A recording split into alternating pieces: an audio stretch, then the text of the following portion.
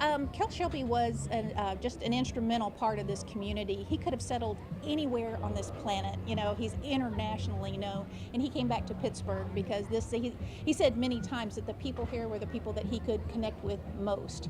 So he has dedicated a lot of things to this city and our community. So he started the NTCC automotive program so that people would have a career that they could support their family with.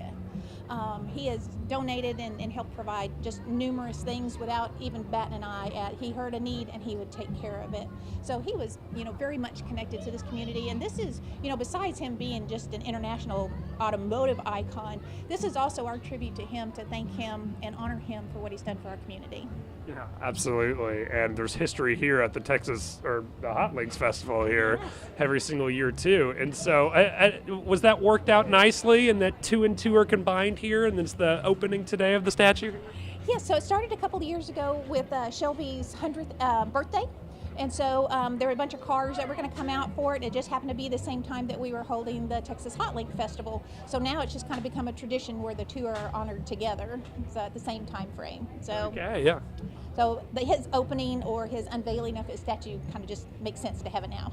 So we actually started out with interviewing several people that knew Carroll Shelby to get, I unfortunately never got to meet him, but you talk to just about any native Pittsburgh person and they have a Carroll Shelby story for you. So we really wanted to find his personality.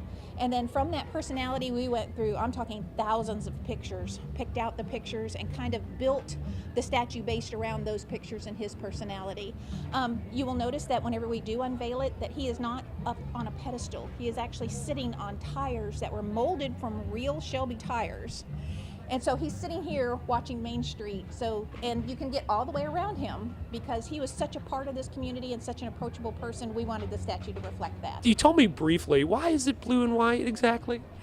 It had to do with Carroll Shelby, and he was testing a bunch of cars, I believe, for Lee Iacocca, and they were wanting to make them more sellable, and so he was testing them, and they were all white, and he called them secretary cars, and he said, "Hey, do you want to sell these cars?" And he's like, "Yes." And so they brought one out that was painted this color blue that you see him covered with the white stripes on it. So that has become synonymous with Shelby, is this blue and white. The Carroll Shelby project is going to be ongoing. Like I said, he was such a huge part of this community. So we invite everybody to come out and see the statue, get your picture taken with it.